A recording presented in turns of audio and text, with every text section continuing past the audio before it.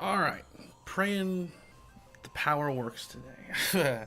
Welcome to Retro Boost Live, where this is the first time that the previously thing is going to be put to use on the stream. Alright, last time, decided to play the old Super Metroid, and the power went out during the stream, which the stream obviously didn't catch that, but the recording did. Because I upload the recording afterwards, it's way better quality. There's the magic moment. So, the flaw in my power setup here is that although I have a backup battery for my computer and stuff here to protect it from a power outage, and I have a backup battery for the router and the internet equipment, which, for reference, is on the other side of that wall right there.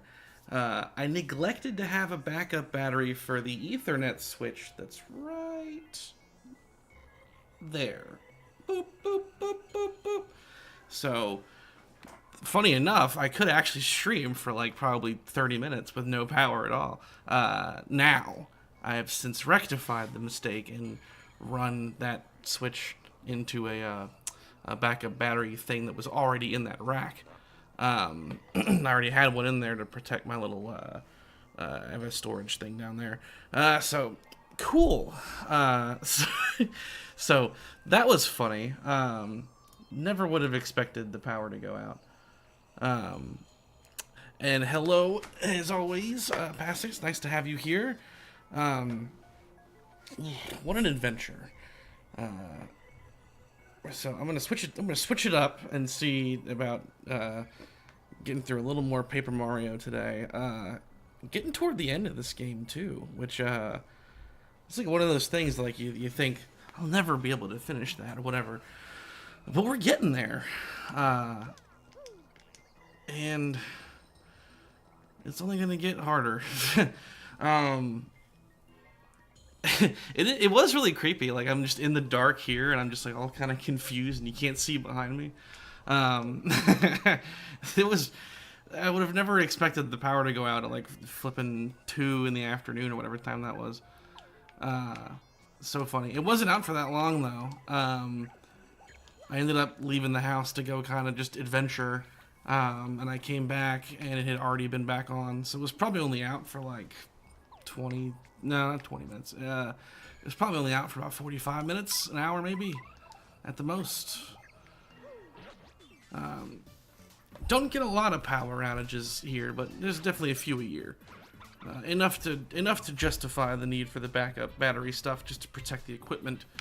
Because frequently I'll leave the house with the computer doing work, like exporting or rendering a video, and then I toggle in remotely to have it export or something like that. So definitely want to protect it from power outages.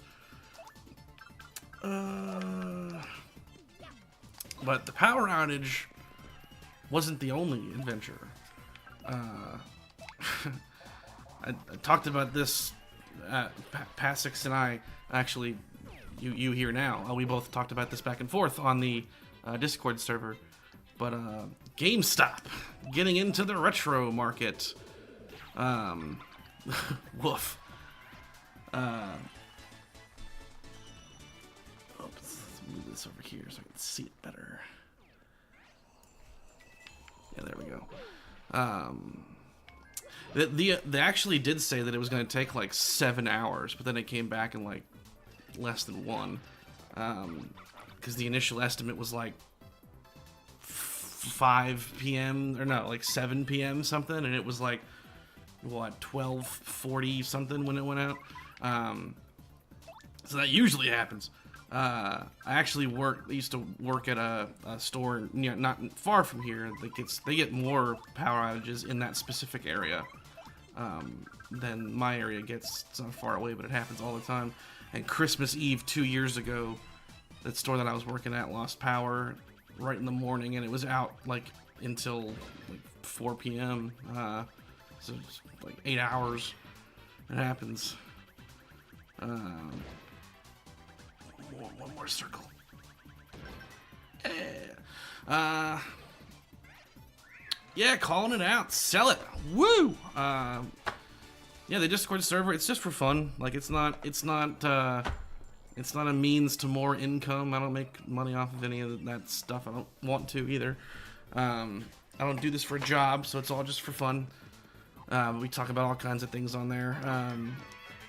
Talk about whatever, post memes, and when I'm in the midst of editing a ton of stuff, I'll put things up in the Discord server for early access. So like the kind of September, if you could call it a fall season of Retro Boost arcade content was all in there for the longest time as I was working through it, so it's cool. We're also doing some giveaways. Today, the day of filming this, is September the 1st.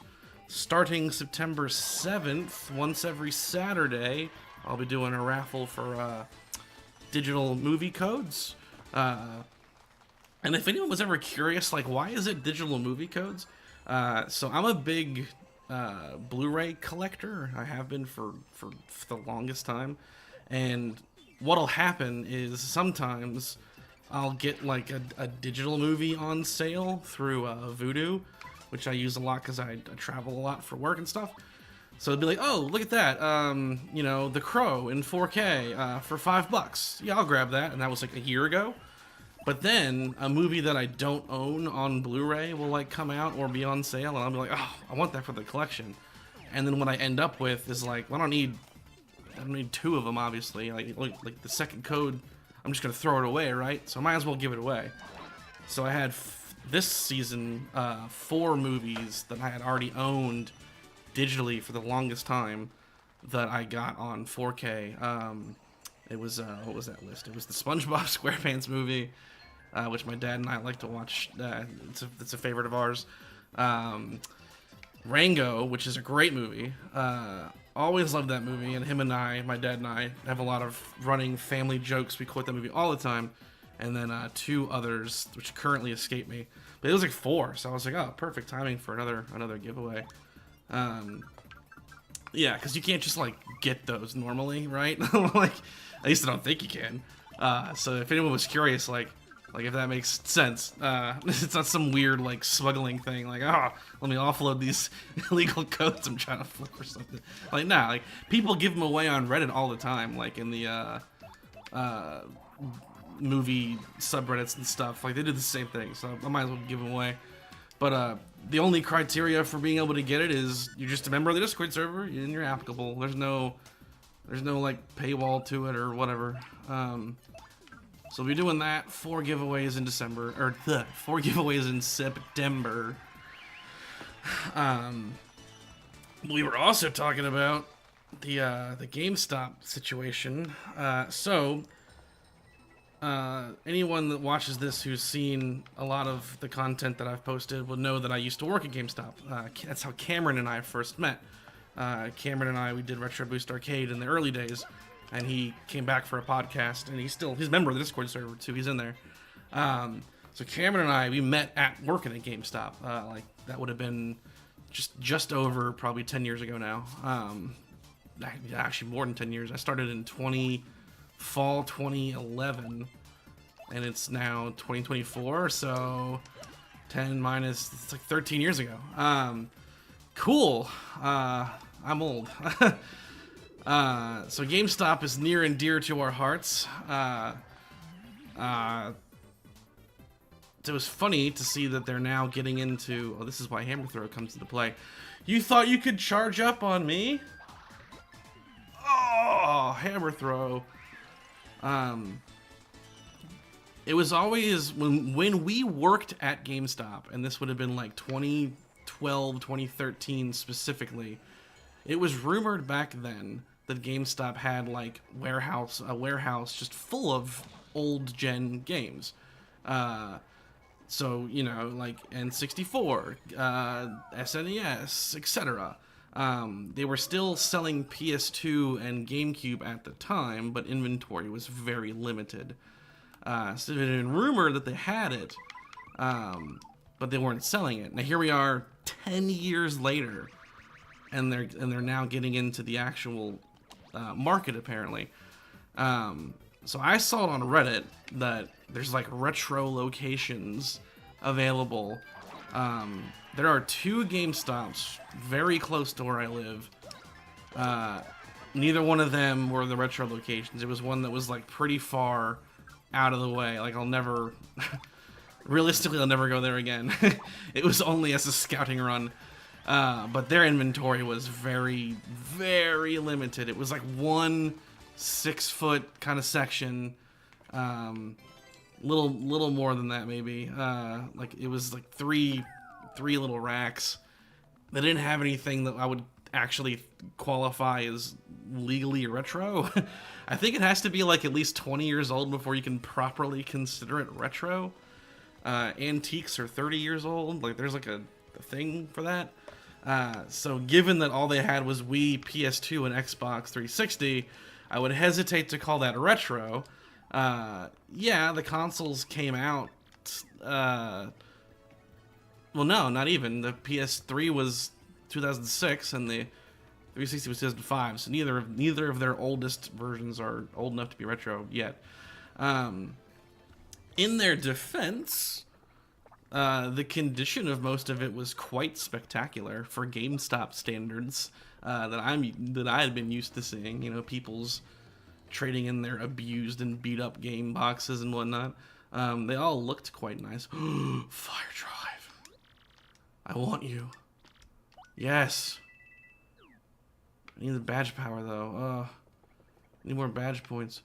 So they looked really good. Like some of the stuff was like borderline like new. Like the boxes felt like super smooth. I almost wonder if they like replaced them. But I don't think they did because the GameStop kind of brand, at least in my day working there, the GameStop generic cases were like not in any way similar to the real ones. So yeah, it was a little disappointing. I was hoping to find like just more stuff than was really there, but I think the kind of limit with that is that it wasn't like they opened up a GameStop just to sell retro games. They opened up they're putting retro games into specific locations, and even the largest footprint GameStops are still pretty small stores, right? So yeah, but it was kind of a bummer that they didn't have like more than what they had. It was PS3, 360, a lot of Wii, and like a lot of DS, ton of DS, but no Super Nintendo, no Genesis, no Sega CD, etc., etc. Oh, you learned how to replace PS1 cases? That's interesting. Those things are CD jewel cases. Oops. PS1 cases. PS1 things are cool. The manual and the manual is the box art. I thought that was kind of cool. FP plus. Gotta write it down. All right. Notated. I've been doing this a lot. Which one's which? This one's probably where I want to go.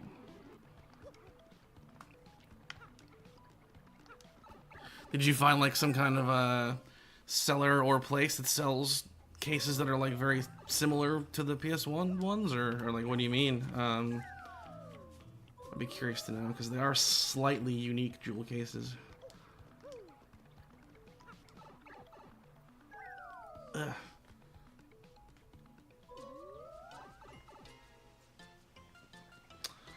That's right, there's no fast travel to the outpost in this one.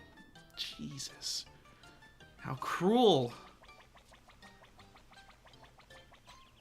That's why this is going to be so grindy.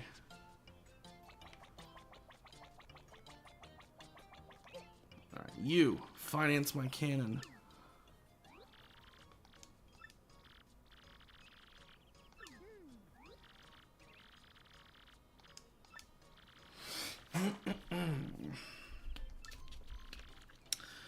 The more interesting part about the GameStop visit, though, was how hungry for sales the employee was. You think that I was thinking that I was like witnessing freaking Wolf of Wall Street scenario playing out in front of me.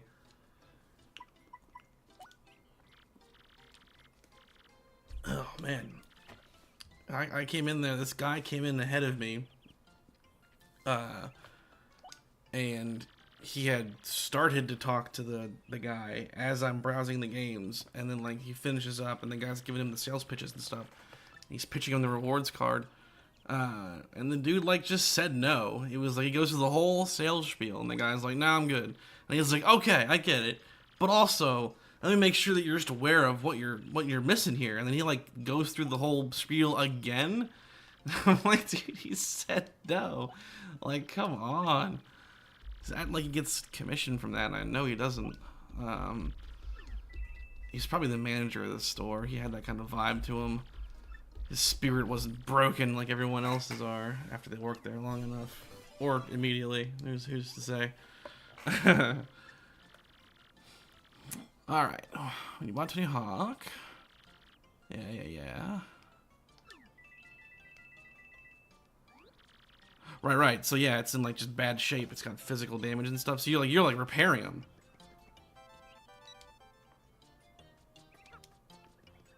Well, are you replacing them or repairing them? Make sure I'm reading that right.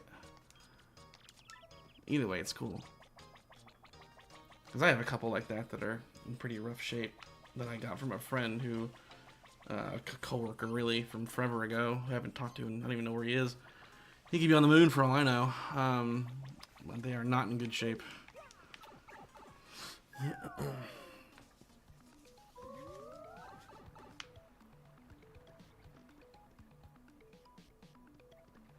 Oh. There's no fast travel to the outpost. That sucks.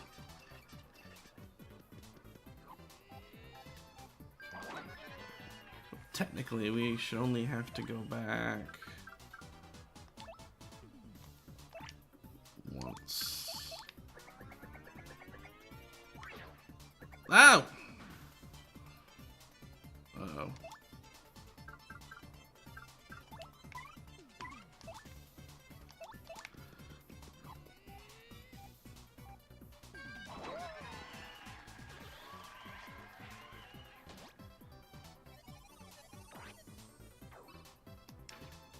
Ow.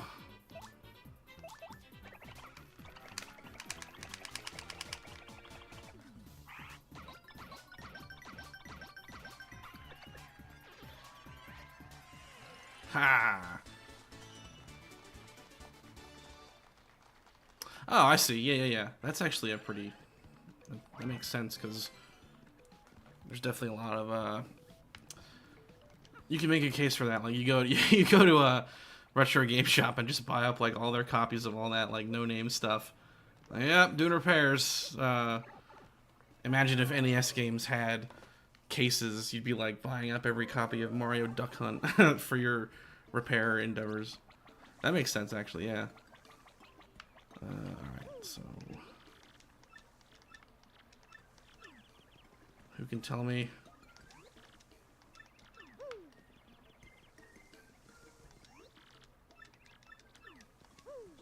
Ah.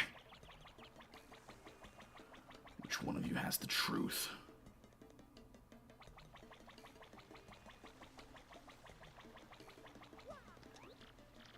Okay, here we go. Okay, where'd he go? He did say he's going to the deserted island. They made this part a lot better in the remake because the fast travel room is easier to get to, A, and B, you could fast travel to Far Outpost, which you can't in this one, which sucks.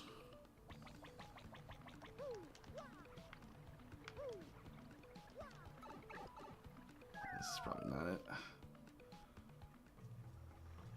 Oh no, it is. And you can't, and you could fast travel to Glitzville, which doesn't make any sense, but I mean, who cares?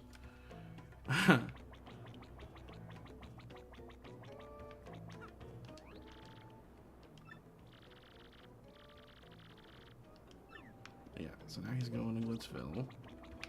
Oh, actually. Since we're here, let me get a whack-a-bump.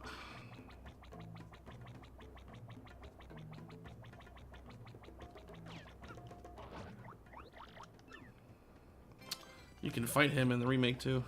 Actually, he's one of the new goofy little optional bosses.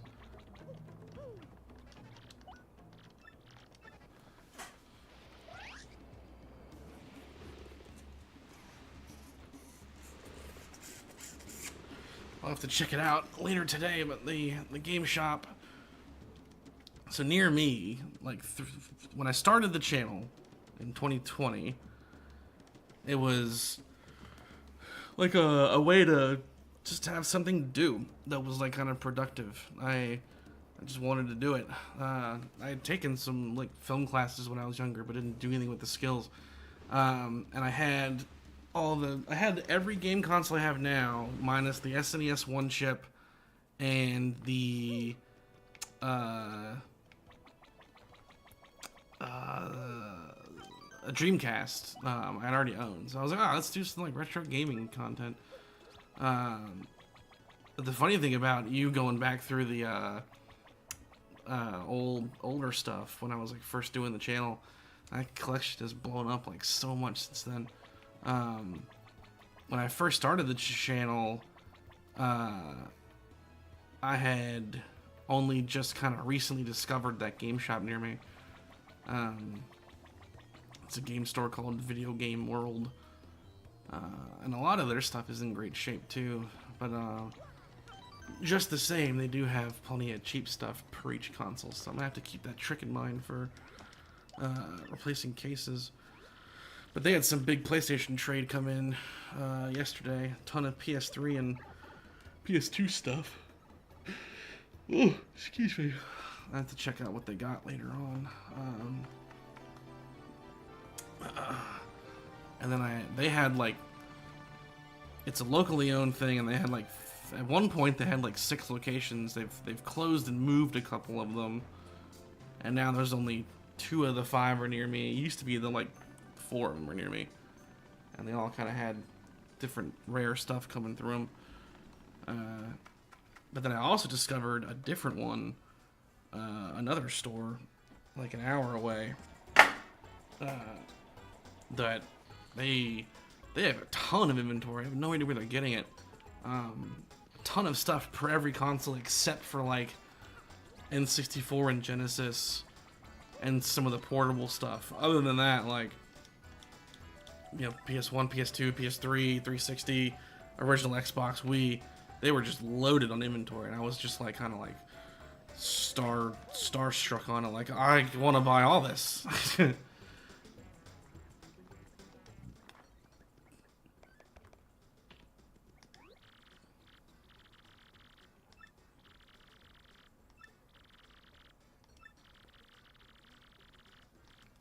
Oh my god, some huge tree. Oh my god, don't get me started on Puyo Puyo Tetris. That's that was fun as hell though. Man, oh man. Mario 64 was cool because it was like the first game that I completed, and probably to date the only game that I've completed on one of those kind of segments. Technically Yoshi's Story, but not to its completion.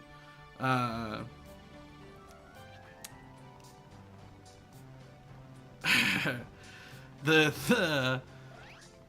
Tetris thing was funny because like Cameron had owned that for a long time, and I'm pretty sure that we actually played that at his house at one point, because him and we met at GameStop, and then what we started doing was like once every 2 weeks or so, I would go to his place and we would watch like movies, and it didn't start like this, but it turned into this like weird competition to like find the weirdest, most obscure, like culty, crazy stuff. Because all it took was us watching like one weird thing, and we're like, oh, we gotta watch more of this stuff. All kinds of goofy cult movies. We also watched a ton of the video game based movie stuff too. all the Uwe Boll movies like Blood Rain and House of the Dead and all that stuff. So at one point, I know that during that, we did play some games together. Puyo Puyo Tetris was one of them. He's really good at it, or at least he's familiar with it, whereas I'm not really. And like that was just like so funny, where it's like I think that I have a good rhythm, and meanwhile on his screen he's just crushing me. God, it's funny. Yeah, Pokemon Stadium, I got as far as I always got as a kid, funny enough. So, I like that game. I think the announcer is hilarious, and the game itself is just really fun. That's about the point that I always got as a kid before it would fall apart. Who knows where this guy is? You just say, I don't know. General White, yeah. Oh, somewhere dark. Went to Twilight Town. Yeah, because I remember getting that game and... Oh, there's a badge. I could sell it for money. Well, I'll come back for it. The announcer just like makes that game so fun. Taken down on the word go.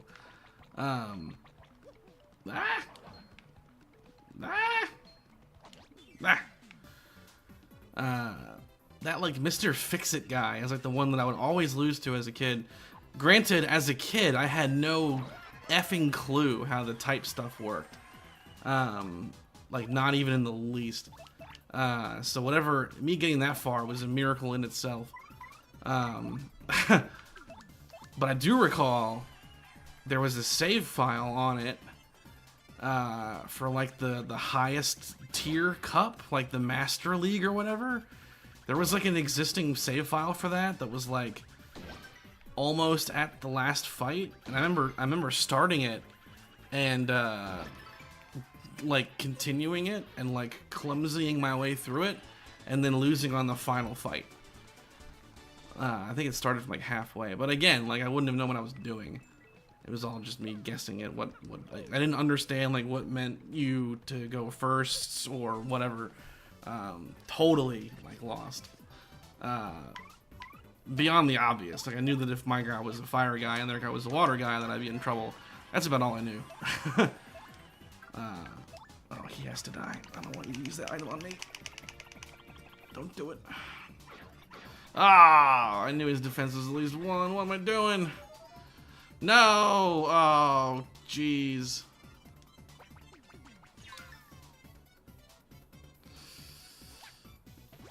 I'm gonna throw rocks at me. That seems like such a waste.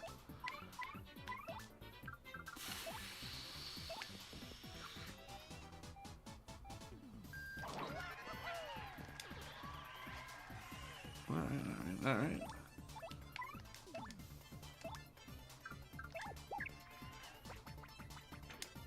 Ow.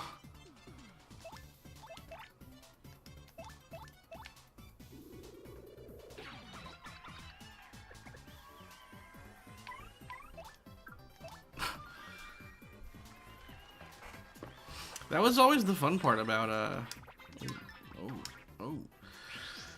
save files. That was always the fun and weird thing about renting games back in the cartridge era. You never know what you're gonna find on there. Cause just the same, I had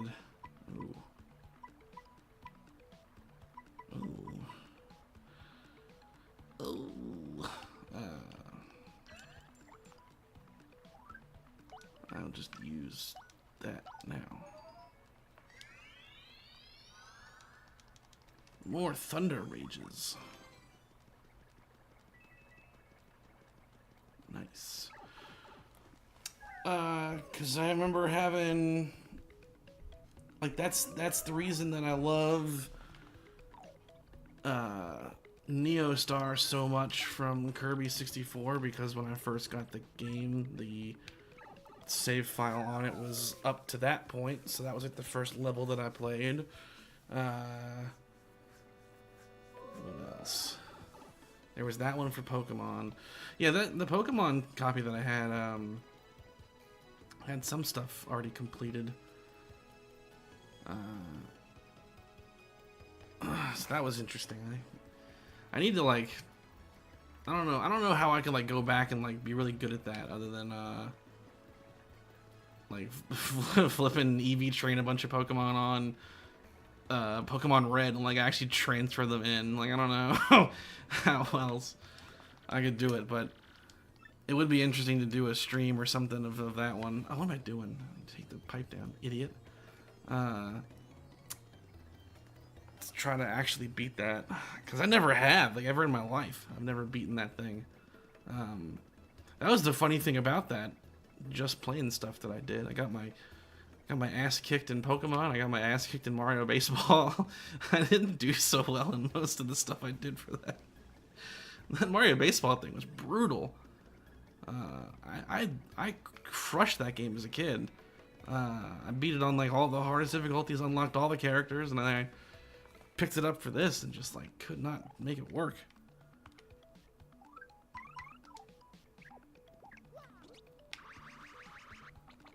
Yes.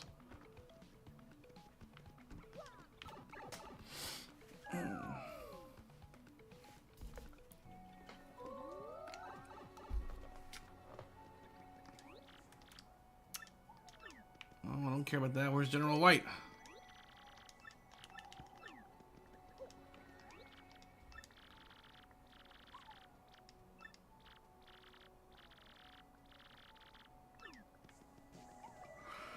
Alright. I think we're good. Yeah, the remake of this, all these pipes to fast travel back to these places are in the same room. And now that I'm thinking about it, in this game, there isn't even a dedicated fast travel pipe for Twilight Town, or the Outpost, or Inglesville. That's only half of them. Oh, I made a big mistake. I'm gonna die. I should...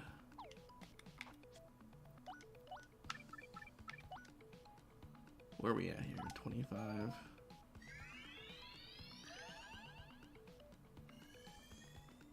Oh well. Screw it!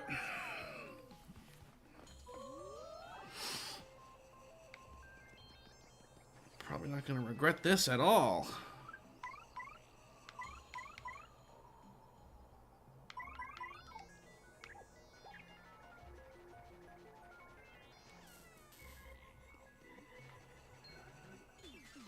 Tori and I had a lot of fun playing the baseball game. He's asked me, we've played it off of the camera too, just it's so fun. And I was debating trying to go back to it to like basically for us to do a sort of co-op-y type approach to beating the little challenge mode thing for it. It's a very good game.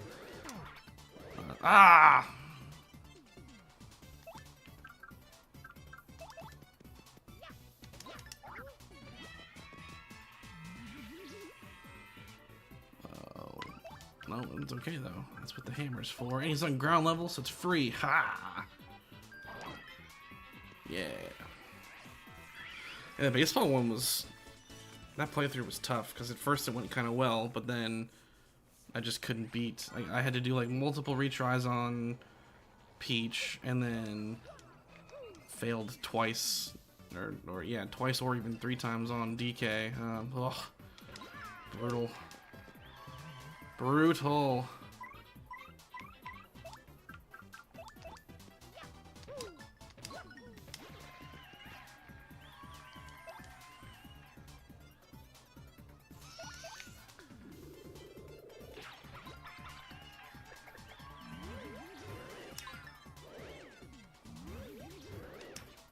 Ah, no.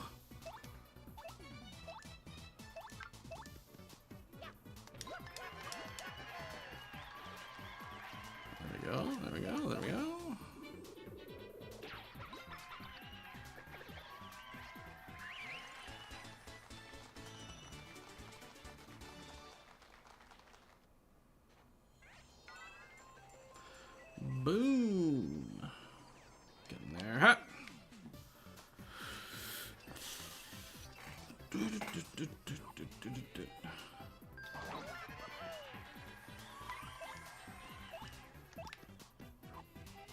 I also lost really hard at the Mario Party stuff. Actually, another blah, blah, blah. The really funny thing about the just playing stuff that I did, with the exception of the Metroid Prime one, which is the last one that I was doing before it kind of transitioned to Retro Boost Arcade with Cameron. That was all before I owned any kind of like RetroTINK or other stuff. Like I didn't even know it existed at that point, which is why there's like such a disparity in quality between like the Pokemon Stadium video versus say like the Mario 64 one, because the Mario 64 one was played on the Wii's Virtual Console because it was like the best looking option that I had to capture from.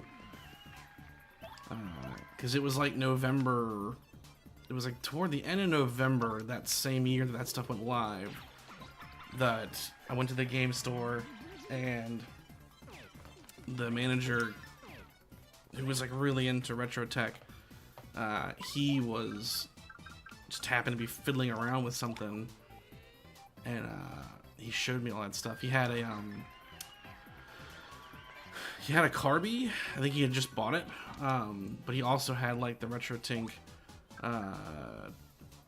2X SCART, and he was playing around with that as well. So I bought that stuff in like December that year and didn't really I didn't like start making videos about it until I played around with it more. And the first of the videos that kind of used it was the Metroid Prime thing. Oh boy, the eternal debate. I want fire drives. Let me do badge points.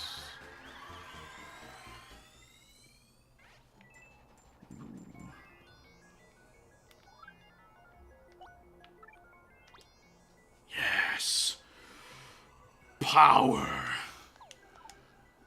undeniable power. Alright, fire drive is some good stuff. Oh boy.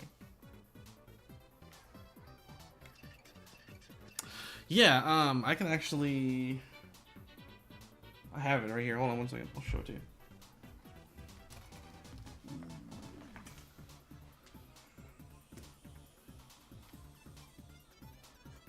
Where did you go?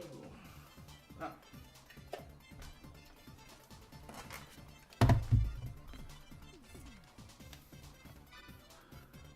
So before I started the channel, like I knew that I was gonna do videos on gaming, so I kept Googling like, how do you capture, retro games? Like, how do you do it? What's the best way?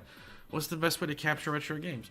And the two things that kept coming up were the Frame Meister and then this guy. So this is a StarTech USB based capture card, and it's got HDMI, it's got like a DVI type thing, and then it also has this breakout cable input, and that uses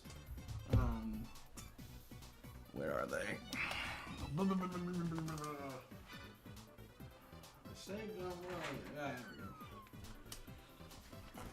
So that uses like this, like you plug it in.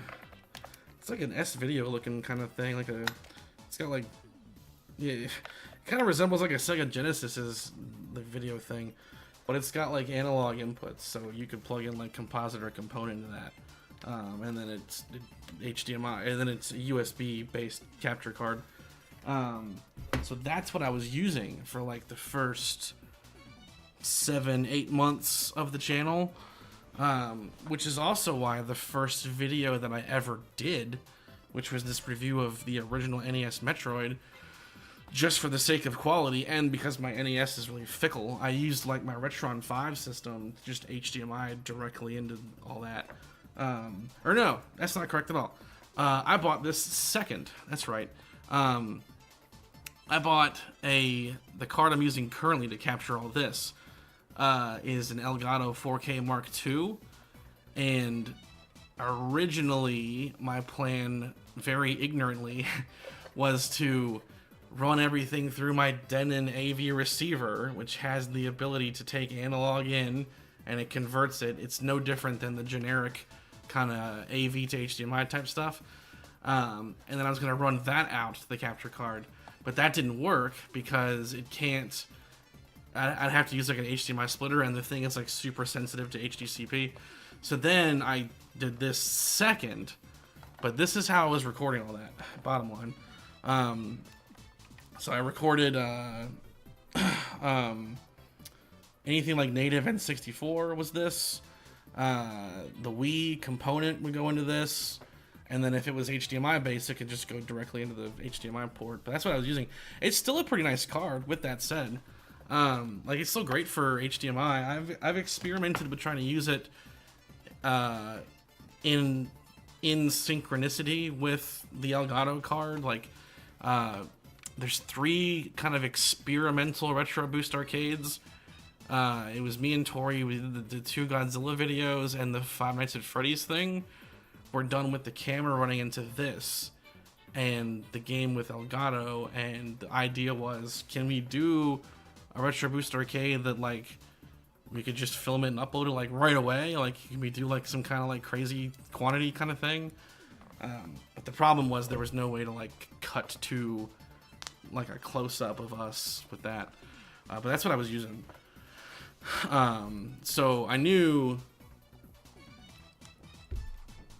like native N64 stuff still looked like super fuzzy and like not super great, which is why I tend to use the Wii Virtual Console.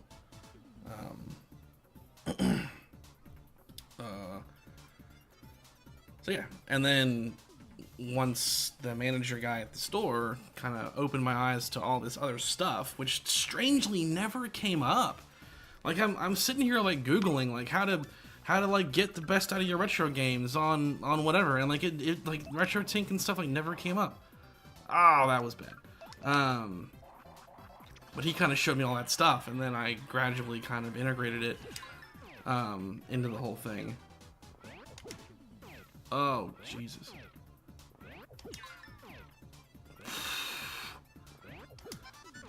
Hey, lucky that. They can do 40 damage per turn if I'm not paying attention. Holy God. Yes! Oh, fire drive is so cool. It's resource heavy though. That's the one downside. But I do have the FP badge, so I definitely need more FP. Ah. That was not on purpose.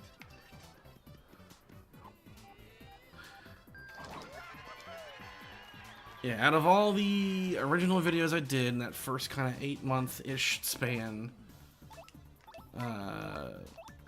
Pokemon Stadium, let's see here, Pokemon Stadium, Gex, Mario Party 2, I think, pretty sure Mario Party 2, could be wrong, or no, Mario Party 3, yeah, Mario Party 3 with Cameron, that was all like pre-RetroTINK stuff. Because it took me until like March. Like, I bought all the stuff in December, but it took me until like March to have it all like ready for use, because I got a lot of stuff all in a short span. I got the RetroTINK 2X Pro and the 2X Pro M kind of together, and then I got the CARBY a few months after that, and then during all that I also got the Extron switches for pretty cheap. Man, that was back when I was getting like super good mileage pay for the job that I had. So I had like this kind of extra income source coming in to just burn. Don't really have that anymore. But I made thinking back to that, that made that pretty great to buy that kind of stuff. It's like March to get it all set up and integrated. And even then, that was before I had all the better cables, because that was a gradual process too, of getting like, you know, component for RGB component for certain things and whatnot. It's been a journey, man. It's been a real journey. That's the fun part about doing those like console collection videos, because I can be like, man, look how far it's come. And you learn about all this stuff. It's so cool.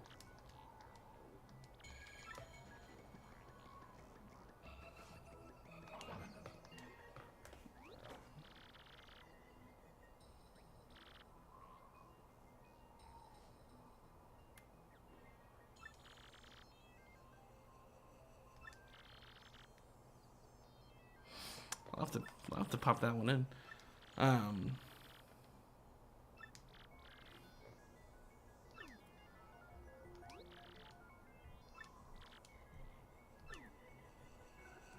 He said he was tired. Didn't you not come back here?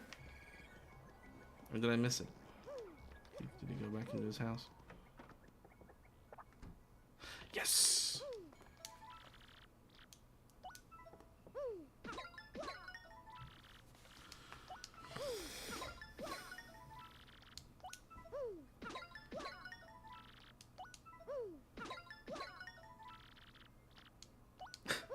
He's sawing logs.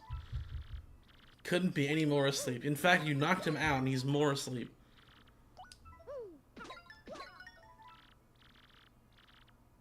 God damn it. Stashed baby.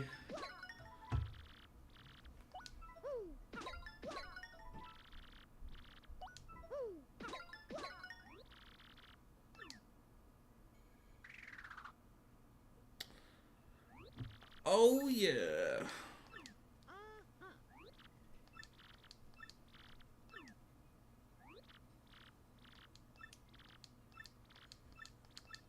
Right. We're gonna go to the moon.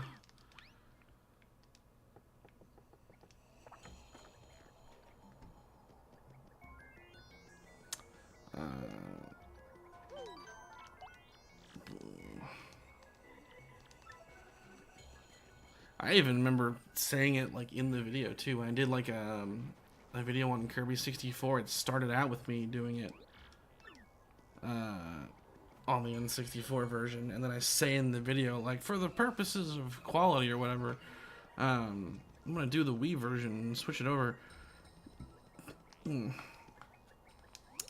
Kirby 64 is a game that still doesn't look too great on, even with the 5X Pro or the Rad 2X. It's just like, it's hard to explain. It looks just bizarre. I need to get capture of it because I'm working on the top 10 on 64 video.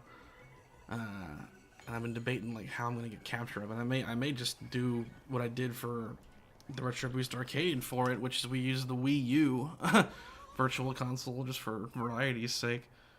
I may do that again. Who knows?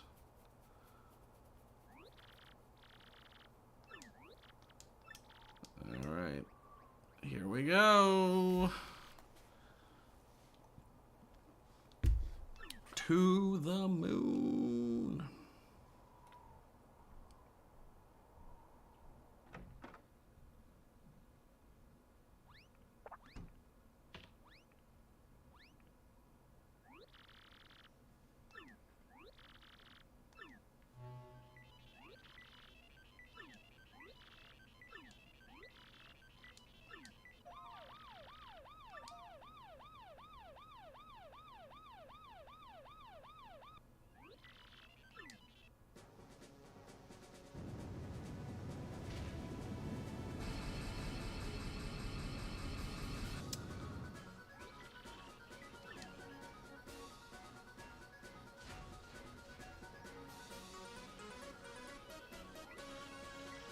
So you thought that it was going to be a tiny cannon. Oh no.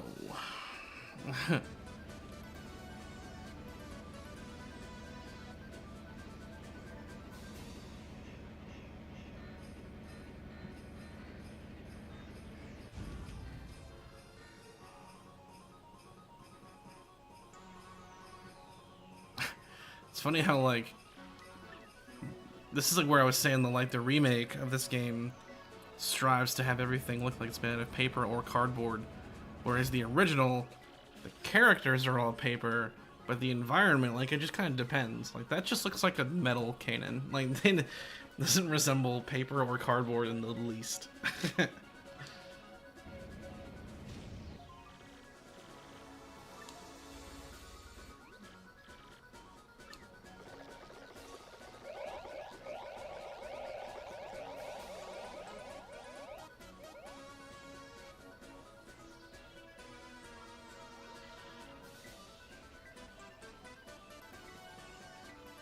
Oh, nice. I bought a couple of games from that new place that I found. I got Tales of Xillia 2, which completes my Tales of collection for PS3. It wasn't expensive. And Sly Cooper 4, which completes my Sly Cooper collection between the two consoles. One more thing. What else did I use? One more.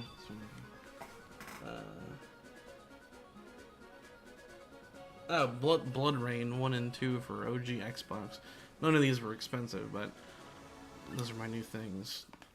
That's just stuff for the collection.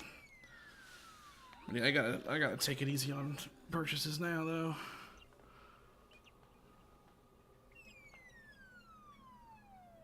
Holy crap, that's a deal. Sly Cooper, yeah. Sly Cooper and the Chivious Rastunists. Sly Cooper and his band of Thurbs.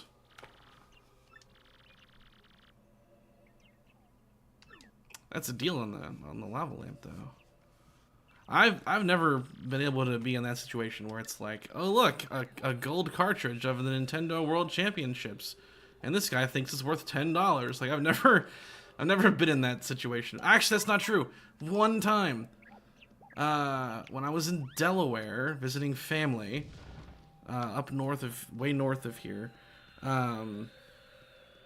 there was like this little shop on the beachfront. It's just a souvenir shop, and they had a copy of Sonic CD in the case with the manual, like flippin' mint condition for like $40. How much is that going for now? I feel like I got a deal on that. But watch me pay double for it, though. Let's... Disappointment incoming. Sonic CD. It's worth 80 on average now. So you look at that. I got a deal. And it's a game that I've barely played and probably never really will. Alright.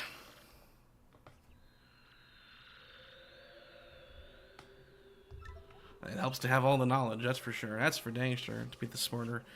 If they don't know what they got, that's what happens. Alright. That is going to be the end of this one. I have to bounce. I did this one an hour earlier because Tori and I are meeting to see Alien Romulus today. And we'll likely do a podcast about it. We're also working on like revamping the whole podcast thing too, because the podcast is just fun for us to do, but it's had like no structure to it, and we're kind of working on that angle of it. Plus, I'm revamping all the scenes for it to have it be a much better experience. That's what we're doing now, though. We're going to go see Alien Romulus. For everyone who popped in, thanks for watching. And, of course, as always, thank you so much, Passix, for watching. It's really fun to have someone to talk to. As with the previous ones, I'll upload the recorded version later today as a better quality replay versus the stream. Obviously, the stream is still fun because we all get to talk and whatnot for those who come after. Oh, Jay and Silent Bob. Chasing Amy. I haven't seen Chasing Amy. Kevin Smith, though, I'm very familiar with. I thought Clerks 3 was pretty good. It was sad, but it was pretty good. He also writes a lot of cool stuff. So, yeah, movie time. Woo! All right, everybody. We'll see you on the next one.